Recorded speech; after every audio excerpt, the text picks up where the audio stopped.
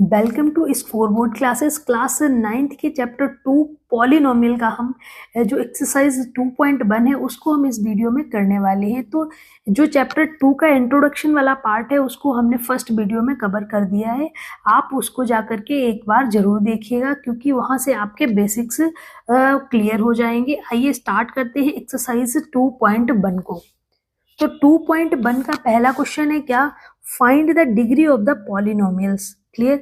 अगर आपने अभी तक हमारा इंट्रोडक्शन वाला वीडियो नहीं देखा है तो उसको जरूर देखिए जाकर के, क्योंकि वहां से आपके जो बेस है वो क्या हो जाएंगे, क्लियर हो जाएंगे। जैसे यहाँ पर पूछा गया जो ये पॉलिनोमियल्स दिए गए हैं इनकी हमें क्या बतानी है, डिग्री बतानी है।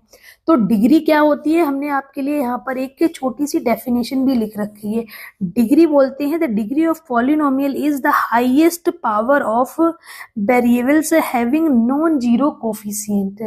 तो क्या समझ में आया है कि जो डिग्री होती है वो क्या होती है, जो भी हाईएस्ट पावर आपको दिख रही है, जो भी हाईएस्ट पावर आपको वेरिएबल टर्म की दिखे उसे आप समझ लीजिए yes this is the degree. Example के लिए हमने यहाँ पर एक समझाया हुआ है 5x power 4 minus 3x square plus 7 लिखा हुआ है। यहाँ पर वेरिएबल टर्म क्या है, x है। तो x की जो हाईएस्ट पावर है वो क्या दिखाई दे रही है, 4। तो इसकी डिग्री क्या हो जाएगी, 4 हो जाएगी। क्लियर। क्योंकि ये क्या है, इसकी जो कोफिशिएंट है वो क्या है, नॉन जीरो है, जीरो कोफिशिएंट नहीं होना चाहिए, तो हम उसकी हाईएस्ट पावर ले लेंगे। ठीक है। तो अब क्वेश्चन 1 में देखते हैं। जो 1 है हमारा 2x square minus 5x plus 3। तो इसमें आप बताइए जो हाईएस्ट पावर है वो क्या आपको दिख रही है, इसकी हाईएस्ट पावर क्या है, 2 है, यानी कि जो इसकी डिग्री है वो क्या हो जाएगी, 2 हो जाएगी। ठीक है।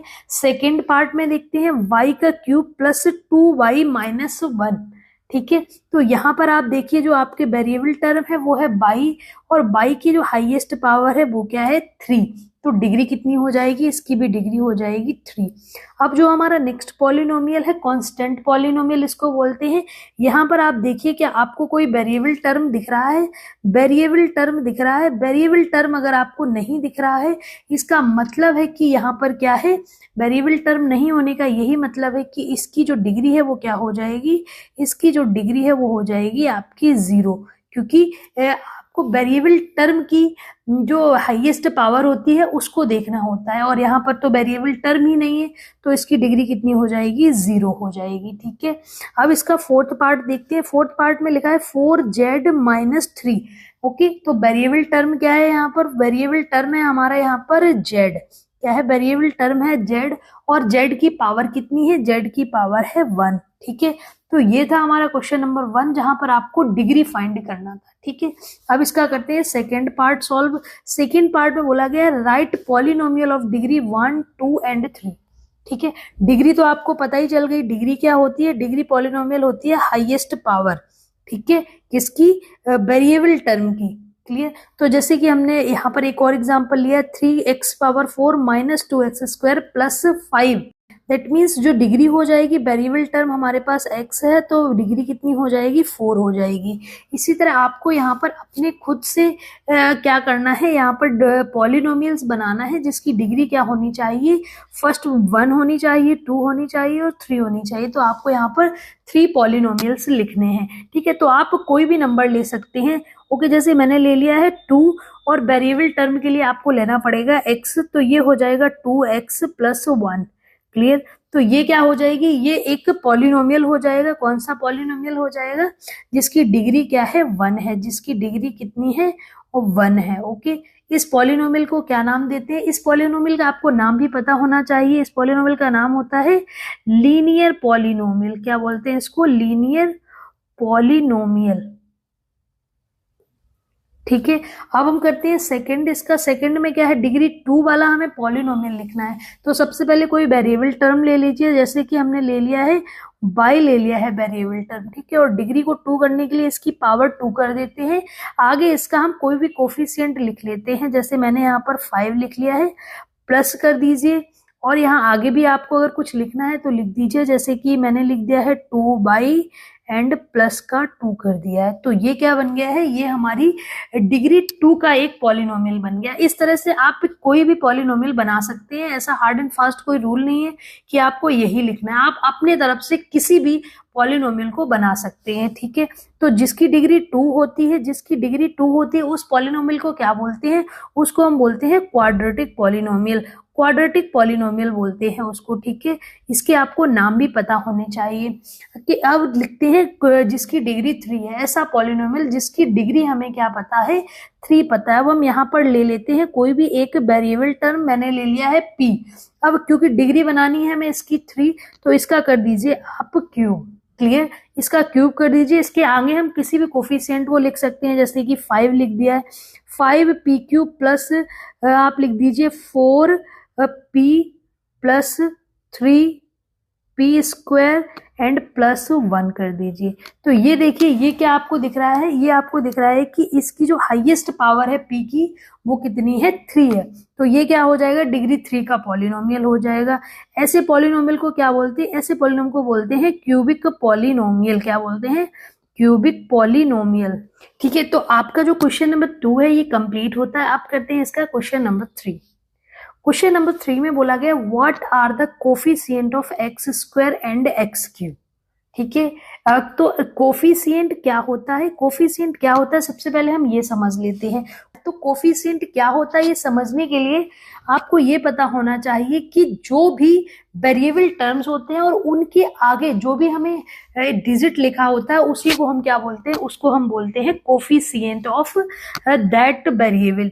जैसे कि यहाँ पर एक हमने एग्जांपल लिया है 4x³ minus 2x square plus 5x plus 3।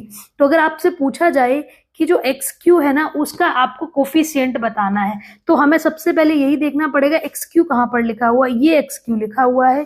जब ये xq लिखा हुआ है तो अब आप देख लीजिए कि xq के आगे जो भी डिजिट है वो क्या हो जाएगा, वो इसका कोफिशिएंट हो जाएगा। दैट मीन्स xq का कोफिशिएंट क्या हो जाएगा, 4 हो जाएगा। अब हम नेक्स्ट देखते हैं एक्स स्क्वायर का कोफिशिएंट।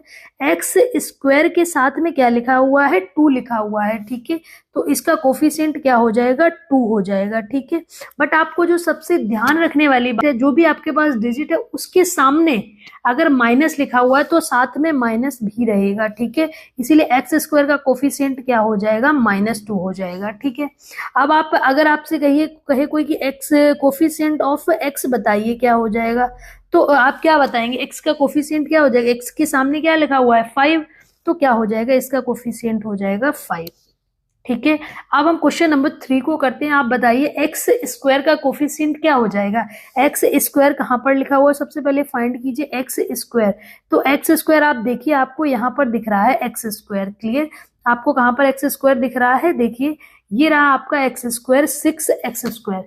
तो इसका कोफिशिएंट क्या हो जाएगा, जो भी एक्स स्क्वायर के सामने लिखा हुआ है, यानी कि 6 इसका कोफिशिएंट हो जाएगा एक्स स्क्वायर का। अब सेकेंड पूछा गया है कोफिशिएंट ऑफ एक्स क्यू बताना है। तो एक्स क्यू को फाइंड कीजिए, कहाँ पर है, ये लिखा आपका एक्स क्यू। तो एक्स क्यू के सामने क्या लिखा हुआ है, 3, यानी कि हम लिख देंगे 3। अब देखिए क्या 3 के आगे प्लस या माइनस कौन सा साइन है, माइनस साइन है, तो आप इसके आगे माइनस लगा दीजिए।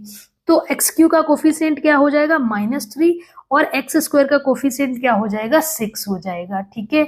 अब चलते हैं क्वेश्चन नंबर 4 पर। क्वेश्चन नंबर 4 में भी क्या पूछा गया, what is the coefficient of Z. अब यहाँ पर भी जेड का कोफिशिएंट पूछा गया। तो अब सबसे पहले इसमें फाइंड करते हैं, क्या इसमें आपको जेड दिख रहा है, इस टर्म में कोई जेड है, नो। यहाँ पर आपको जेड दिख रहा है, नहीं। यहाँ आपको जेड दिख रहा है क्या, नहीं। यानी कि आपको दिख रहा है इस पॉलिनोमियल में तो जेड प्रेजेंट ही नहीं है, जेड इज नॉट प्रेजेंट। अगर z प्रेजेंट ही नहीं है तो इसका कोफिशिएंट क्या हो जाएगा, 0 हो जाएगा, ठीक है ना। तो कोफिशिएंट ऑफ z क्या लिख देंगे, 0 लिख देंगे, ठीक है ना। एक हमने यहाँ पर एग्जांपल भी लिया हुआ, इसके भी आप कोफिशिएंट बता दीजिए।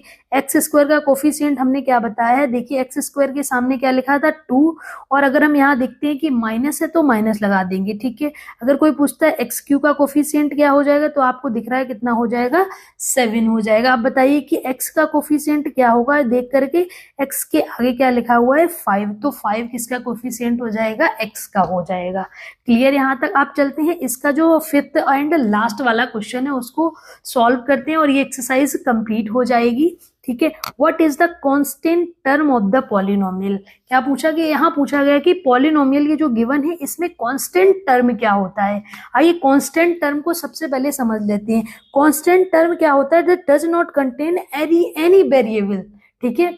ऐसा टर्म जिसमें क्या नहीं होना चाहिए, वेरिएबल टर्म नहीं होना चाहिए। टर्म पता है आपको क्या होता है, टर्म हर एक ये जो दिया गया होता है ना, दिस ईच क्वांटिटी दिस, जो भी हमारे प्लस और माइनस के बीच में लिखी होती है उसको हम क्या बोलते हैं, टर्म बोलते हैं। तो अब हमें एक ऐसा टर्म फाइंड करना है जिसमें वेरिएबल टर्म नहीं होना चाहिए। क्लियर। अब हमने इसके लिए एक एग्जांपल लिया हुआ है। एग्जांपल के तौर पर आप इसको देखिए, 6x³ minus 4x² plus 7x plus 12, ठीक है। अब यहाँ पर हम फाइंड करते हैं एक ऐसा टर्म जिसमें क्या नहीं होना चाहिए, वेरिएबल नहीं होना चाहिए। वेरिएबल का मतलब तो आपको पता ही होगा, ऐसी क्वांटिटी जैसे कि x y z a b c d, जिसमें हम क्या करते हैं, जो लेटर वर्ड्स आपको दिख जाएं वो समझ लीजिए ये वेरिएबल्स होते हैं, ठीक है। तो अब देखिए इसमें क्या है, 6 के साथ वेरिएबल प्रेजेंट है, यस, इसके साथ भी वेरिएबल प्रेजेंट है और यहाँ पर भी x प्रेजेंट है। बट आप देखिए क्या 12 के साथ कोई भी वेरिएबल है नहीं है, यानी कि जो 12 है वो क्या हो जाएगा, 12 हमारा हो जाएगा कांस्टेंट टर्म, ठीक है ना। तो कांस्टेंट टर्म क्या हो जाएगा, 12। तो अब आप अपने क्वेश्चन नंबर 5 का फटाफट आंसर बता दीजिए, क्या हो जाना चाहिए, ये जो 12 नंबर है इसका आंसर क्या हो जाना चाहिए, 10 हो जाना चाहिए, ठीक है। अब साथ में आपको ध्यान हमेशा ये रखना है कि यहाँ पर अगर माइनस का साइन लगा हुआ है तो आपको माइनस जरूर लगा देना है, ठीक है। तो कांस्टेंट टर्म क्या हो जाएगा, कांस्टेंट टर्म हो जाएगा -10, ठीक है। तो इस तरह आपकी जो एक्सरसाइज 2.1 है ये कंप्लीट हो गई है। आई होप आपको ये समझ आ रहा होगा। और भी वीडियो देखने के लिए हमारे चैनल को लाइक, शेयर और सब्सक्राइब जरूर कीजिएगा। Okay, thank you for watching.